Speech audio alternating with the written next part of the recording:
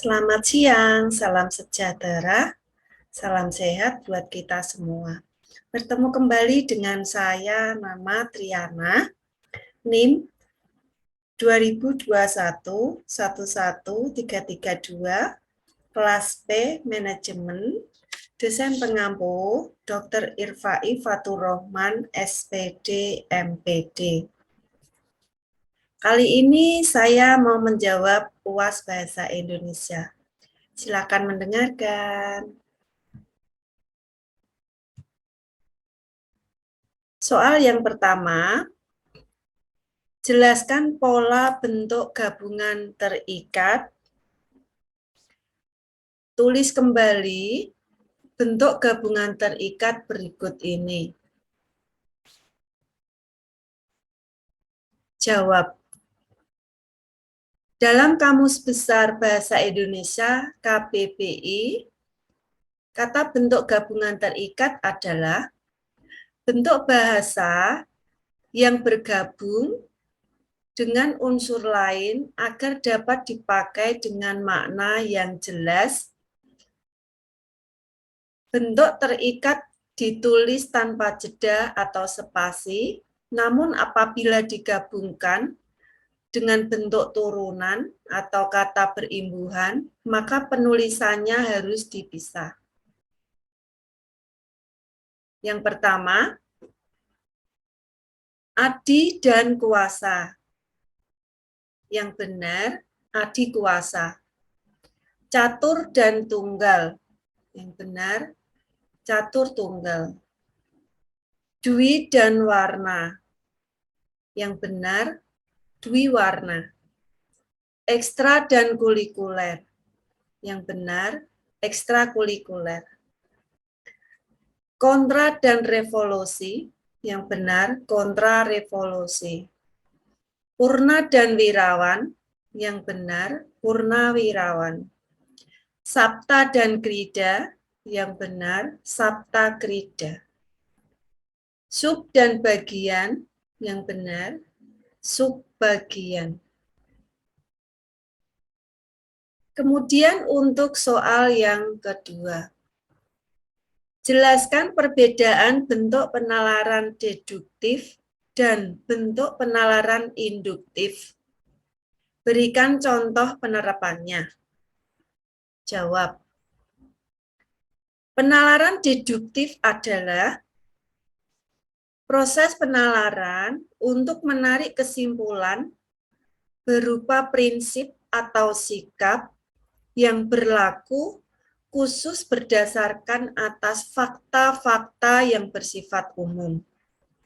Kesimpulan deduktif dibentuk dengan cara deduksi, yakni dimulai dari hal-hal umum menuju kepada hal-hal yang khusus atau hal-hal yang lebih rendah. Proses pembentukan kesimpulan deduktif tersebut dapat dimulai dari suatu dalil atau hukum menuju kepada hal-hal konkret. Contoh penalaran deduktif. Yang pertama, premis 1, Hamdan suka mengkonsumsi makanan bergizi. Premis 2, orang yang suka mengonsumsi makanan bergizi, tubuhnya sehat. Untuk kesimpulannya, Hamdan mempunyai tubuh yang sehat. Contoh yang kedua, premis pertama, setiap hewan adalah makhluk hidup. Premis yang kedua, jerapah adalah hewan. Untuk kesimpulannya, jerapah adalah makhluk hidup.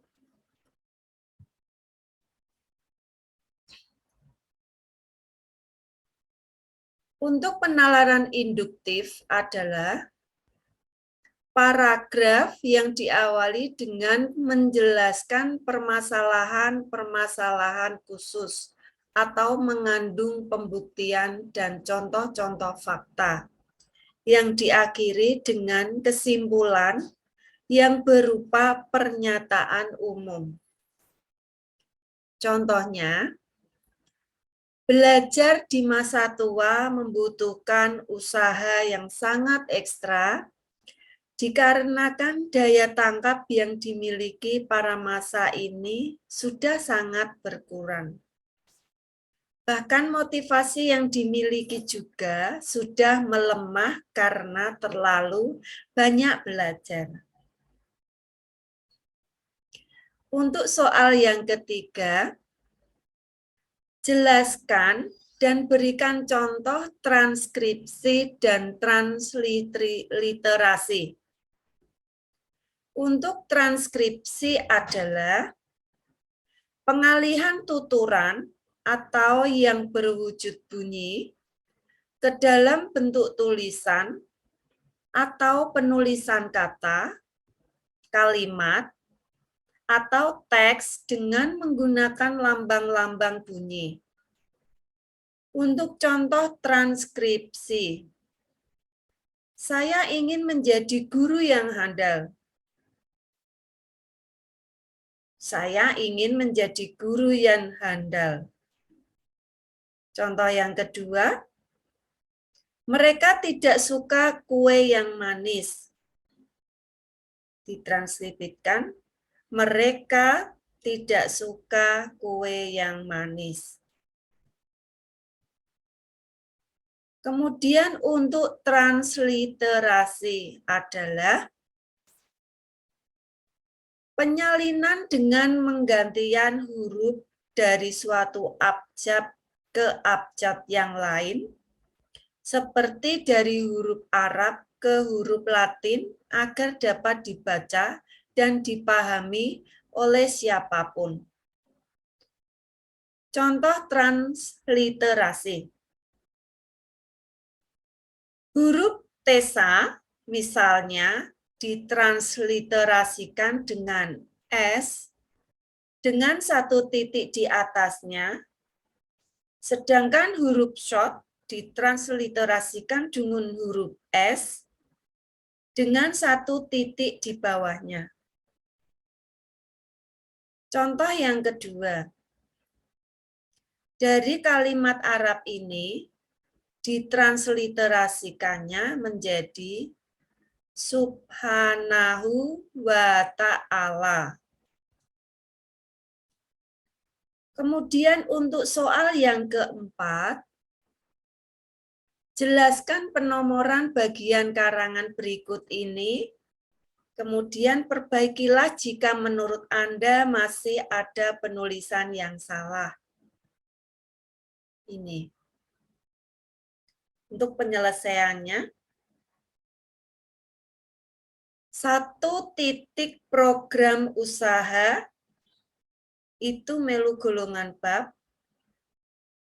1.1 tahap persiapan program disebut subbab, 1.1.1 penerapan warga belajar, 1.1.2 pemilihan penyelenggara, 1.1.3 pemilihan ketua kerja usaha. Untuk tiga-tiganya ini disebut anak subbab. Kemudian untuk A titik musyawarah dan B titik ditunjuk, ini meliputi anak subbab pertama. Kemudian untuk soal yang kelima, jelaskan cara penulisan gelar akademi yang benar. Kemudian, jawab soal berikut ini. Jika masih salah penulisannya, segera diperbaiki. Dalam kalimat ini, akan diperbaiki menjadi ini. Untuk jawabannya, pada gelar akademi ditulis dengan tanda titik sebagai antara huruf pada singkatan gelar yang dimaksud. Lalu, penulisan gelar ditulis di belakang nama seseorang. Antara nama orang dan gelar yang disandangnya ditambahi tanda koma. Kemudian contoh penulisan gelar akademi yang benar. Untuk yang pertama, Bayu Maharani, titik S. Contoh yang kedua, R.M.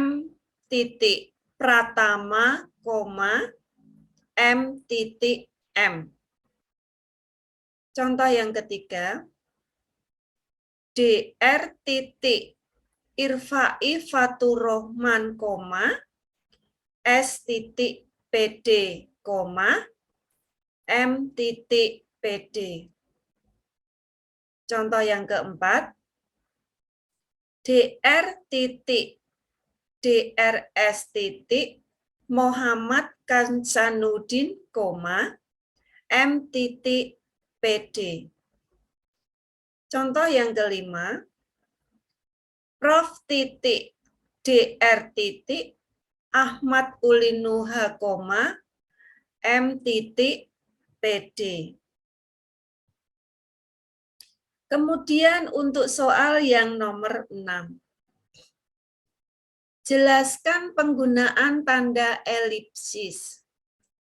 Tanda elipsis dan tanda kurung. Berikan contohnya dalam penggunaan tanda tersebut dalam kalimat.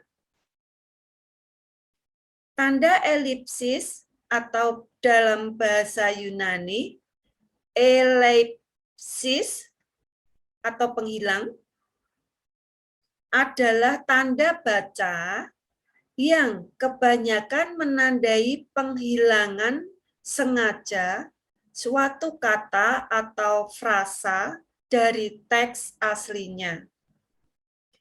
Tanda ini mampu menunjukkan henti dan pembicaraan, akal yang belum habis, atau pada kesudahan kalimat, penurunan volume menuju kesenyapan atau aposiopsis. Simbol untuk tanda elipsis adalah rangkaian 3 tanda titik ini, atau suatu glif yang berupa 3 bintik. Ini. Contohnya, jikalau begitu, titik, ya, marilah kita memperagakan usaha kita. Untuk tanda kurung, digunakan untuk mengapit huruf, kata, atau kelompok kata sebagai koreksi atau tambahan atas kesalahan atau kekurangan dalam naskah asli yang ditulis orang lain. Tanda kurung siku juga digunakan untuk mengapit keterangan dalam kalimat penjelasan yang ada di dalam tanda kurung. Contohnya, pemanfaatan kedelai dalam kurung dalam pembuatan tahu tempe. Contoh yang kedua, Iwan Fals adalah penyanyi legendaris asal Indonesia, lahir pada tahun 1961, yang mempunyai banyak lagu terkenal, salah satunya adalah Surat Buat Wakil Rakyat. Kemudian untuk tanda kurung, bisa digunakan sebagai tanda tambahan, keterangan, maupun penjelasan dalam suatu kalimat. Tanda kurung digunakan untuk memberikan penjelasan atau keterangan yang bukan merupakan bagian utama dalam suatu kalimat.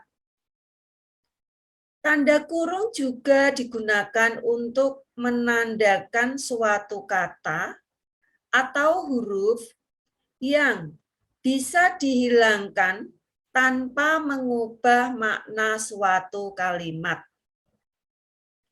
Contohnya, penggunaan bahasa Indonesia dalam karya ilmiah harus sesuai dengan PUB atau Pedoman Umum Ejaan Bahasa Indonesia. Contoh yang kedua, Raja Ampat dalam kurung, salah satu kabupaten di Papua, merupakan salah satu destinasi wisata favorit di Indonesia. Contoh yang ketiga, swalayan akan kembali dibuka pada dalam kurung tanggal 18 Agustus 2022. Kemudian untuk soal nomor 7. Jelaskan 3 cara penalaran induktif meliputi generalisasi, analogi, dan hubungan sebab akibat atau kausal. Silakan jelaskan satu persatu disertai contohnya. Untuk yang pertama, generalisasi adalah proses penalaran yang membentuk kesimpulan secara umum melalui suatu kejadian, hal, dan sebagainya.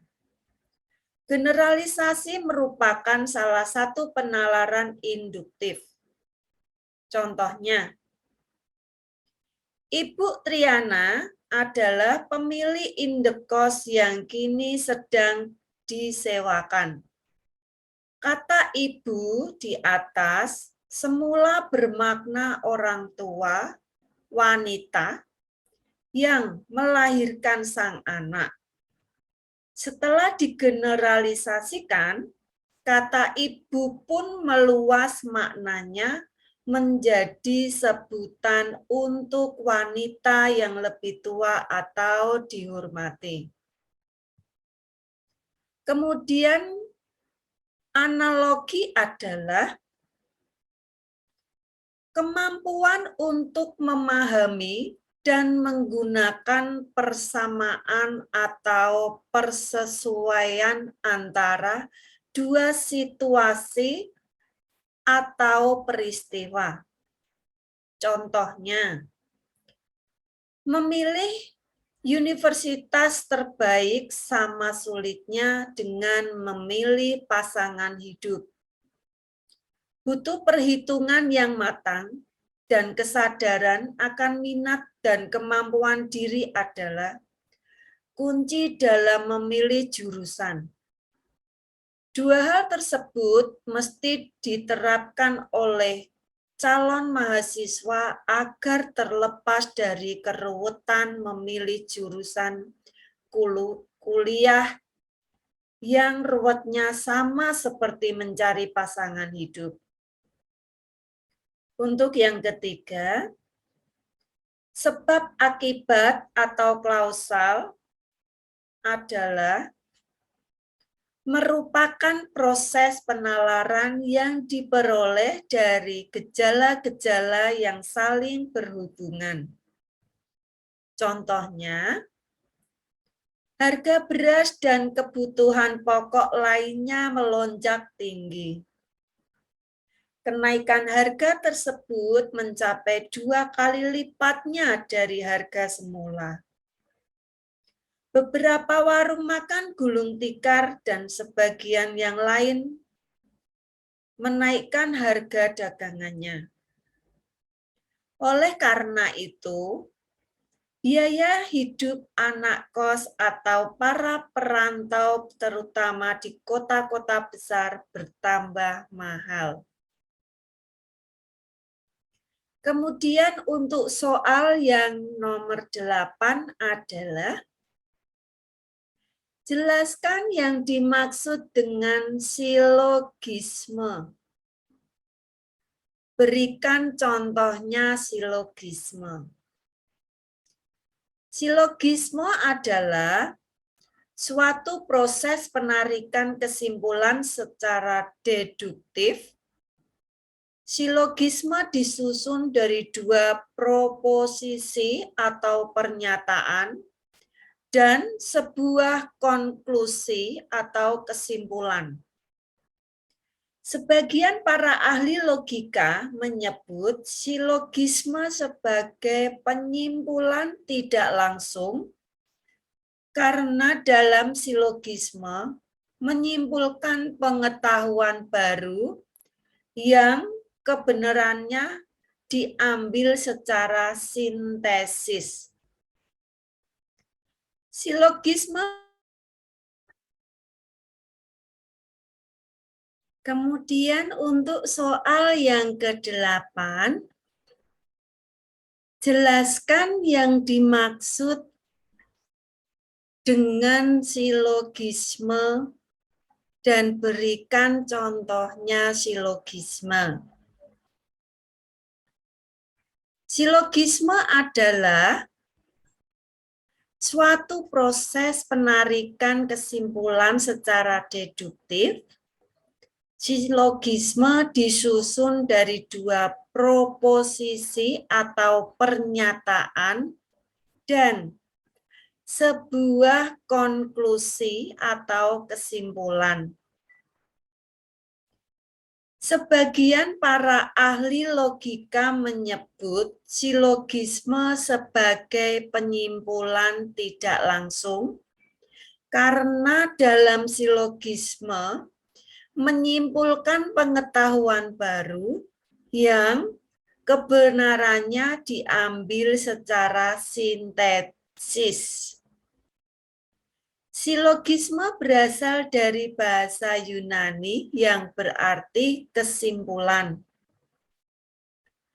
Kesimpulan tersebut bisa dibangun dan ditemukan melalui dua permasalahan yang terdiri dari premis khusus dan premis umum.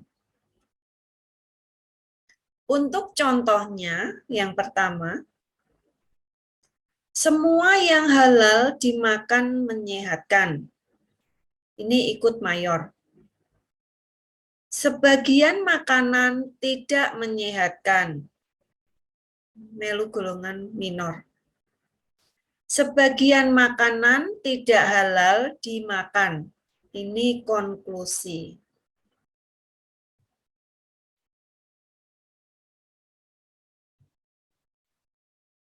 Kemudian untuk soal yang nomor 9, apa yang dimaksud dengan konjungsi? Sebutkan jenis konjungsi dan berikan contoh penerapan konjungsi. Kata konjungsi memiliki jenis yang bervariasi sesuai dengan penggunaannya. Menurut Kamus Besar Bahasa Indonesia atau KBBI, konjungsi adalah kata atau ungkapan penghubung antar kata, antar frasa, antar klausa, dan antar kalimat. Jenis-jenis konjungsi dan contoh penerapannya. Yang pertama, konjungsi aditif. Konjungsi aditif adalah kata hubung yang berfungsi untuk menggabungkan dua kata, frasa, kausa, atau kalimat dalam kedudukan yang sederajat. Contoh konjungsi aditif meliputi data, lagi, pula, serta. Contoh dalam kalimatnya yaitu Gita dan Ana sedang menelusuri taman untuk mencari kucing pemeliharaan mereka. Yang kedua untuk konjungsi pertentangan. Konjungsi pertentangan adalah kata hubung yang berfungsi menghubungkan dua bagian kalimat yang sederajat dengan mempertentangkan kedua bagian tersebut. Contoh konjungsi pertentangan meliputi tetapi, melainkan, sebaliknya, sedangkan, dan namun.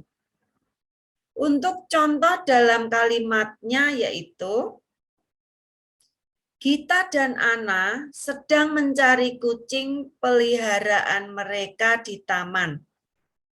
Sedangkan ibu membantu mencarinya di belakang rumah. Untuk yang ketiga, konjungsi klausa. Konjungsi klausa adalah fungsinya menjelaskan penyebab suatu peristiwa atau kejadian tertentu. Contoh konjungsi klausa meliputi sebab, sebab itu, karena, dan karena itu. Untuk contoh dalam kalimatnya yaitu ternyata kucing peliharaan Gita dan Ana hilang selama beberapa jam karena mengikuti kucing-kucing lainnya. Kemudian yang keempat, untuk konjungsi waktu. Konjungsi waktu adalah berfungsi menjelaskan hubungan waktu antar dua hal atau peristiwa, baik yang sederajat atau tidak sederajat. Contoh konjungsi waktu meliputi apabila, bila, hingga, ketika, sambil, sebelum, sampai, sejak, selama, sementara, setelah, dan sesudah. Untuk contoh dalam kalimatnya yaitu Gita dan Triana menemukan kucing mereka makan setelah berhasil menggendong kucing untuk pulang ke rumah. Kemudian untuk soal yang ke-10. Wacana terbagi menjadi 5, yakni wacana narasi, wacana deskripsi, wacana eksposisi, wacana argumentasi, dan wacana persuasi. Jelaskan ciri dan perbedaan tiap wacana tersebut, serta berikan contohnya. Untuk yang pertama, wacana narasi adalah salah satu jenis wacana yang menceritakan atau mengisahkan sesuatu peristiwa secara berurutan berdasarkan urutan kejadiannya. Ciri-cirinya, menceritakan peristiwa, kemudian adanya tokoh, dan kemudian waktu kronologi. Untuk contoh wacana narasi, yaitu Kegiatan di sekolahku demikian padatnya, sehingga setiap hari aku masuk pukul 07.00. Agar tidak terlambat, aku selalu bangun pagi pukul 04.30. Yang pertama setelah bangun tidur, aku berdoa, kemudian mandi. Setelah mandi mengenakan seragam sekolah. Tak lupa pula aku lihat-lihat lagi buku yang harus aku bawa. Ya, sekedar mengecek aja apakah buku-buku yang aku bawa sudah sesuai dengan jadwal pelajaran hari itu atau belum. Selanjutnya, aku sarapan pagi. Lalu kira-kira pukul 06.00 aku berangkat ke sekolah. Seperti biasanya aku ke sekolah naik angkutan umum. Jarak rumah dengan sekolah tidak jauh, sekitar 6 kilometeran. Aku memang membiasakan berangkat pagi-pagi. Maklum, angkutan kota sering berhenti lama untuk menunggu penumpang. Jika aku berangkat agak siang, wah, bisa terlambat sampai sekolah. Di sekolah aku belajar selama kurang lebih 6 jam. Jam pembelajaran berakhir pukul 12.45. Itu untuk hari-hari biasa. Untuk hari Rabu, aku pulang pukul 14.30 karena mengikuti kegiatan ekstrakurikuler dulu. Dan untuk hari Jumat, aku bisa pulang awal waktu, yaitu pukul 11.00. Dari paragraf narasi di atas berisi sebuah fakta. Apabila dicermati, paragraf tersebut berisi urutan peristiwa, yaitu sebagai berikut. Bangun pagi pukul 04.30,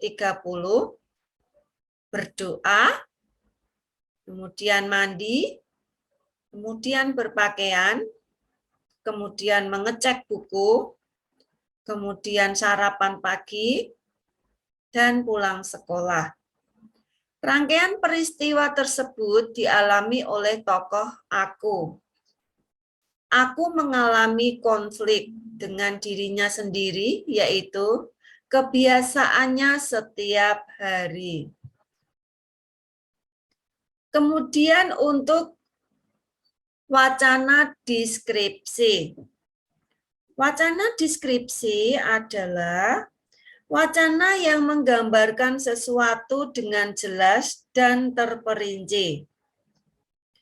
Wacana deskripsi bertujuan melukiskan atau memberikan gambaran terhadap sesuatu dengan sejelas-jelasnya, sehingga pembaca seolah-olah dapat melihat, mendengar, membaca atau merasakan hal yang dideskripsikan. Untuk ciri-cirinya yaitu berorientasi pada objek dan tidak terikat oleh waktu. Kemudian wacana yang melukiskan, menggambarkan, dan memberikan realita. Untuk contoh wacana deskripsi. Yang pertama, aku memiliki kucing bernama Mochi. Dia berwarna hitam pekat dengan mata yang sangat putih, mempunyai ekor panjang dan bulu yang halus. Untuk contoh yang kedua, Mochi sangat suka bermain bola dan gemar memakan ikan dan nasi. Mochi selalu menjaga kebersihan dengan pipis di tempat yang sudah disediakan. Itulah Mochi kesayanganku. Kemudian untuk wacana eksposisi. Wacana eksposisi adalah wacana yang menjelaskan atau memaparkan suatu pokok permasalahan secara global. Wacana eksposisi merupakan wacana yang bertujuan utama dengan ciri-ciri menyampaikan informasi atau pengetahuan secara singkat, jelas, dan lugas berbahasa sesuai ejaan atau baku. Kemudian yang kedua, informasi atau pengetahuan berdasarkan kondisi sebenarnya atau bersifat faktual. Kemudian yang ketiga, isi informasi atau pengetahuan mengandung unsur apa, siapa, di mana, kapan, dan mengapa.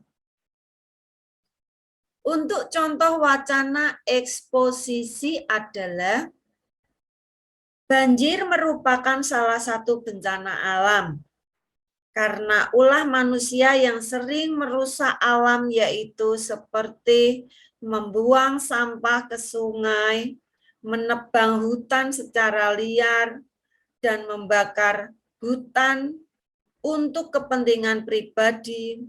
Faktor-faktor tersebut merupakan perilaku yang tidak boleh dilakukan karena akan menyebabkan banjir apalagi pada saat musim hujan. Kemudian untuk wacana argumentasi. Wacana argumentasi adalah wacana yang berisi ide atau gagasan yang dilengkapi dengan data-data sebagai berikut dan bertujuan untuk meyakinkan pembaca terhadap kebenaran ide atau gagasan. Untuk ciri-cirinya yaitu berisi argumen-argumen, menggunakan logika atau penalaran sebagai landasan berpikir. Untuk contoh wacana argumentasi adalah pada masa pandemi COVID-19 yang tidak kunjung usai, hadirkan banyak persoalan baru. Sebenarnya, pada awal peristiwa banyak pekerjaan yang dirumahkan. Selain itu, banyak bisnis UMKM yang gulung tikar, belum lagi angka kemiskinan yang kian tinggi. Oleh karena itu, banyak orang yang ingin masa pandemi ini segera berakhir. Terima kasih sudah mendengarkan jawaban UAS Bahasa Indonesia saya. Dan bila ada kata yang salah, mohon maaf. Dan kiranya Tuhan memberkati kita semua. Amin.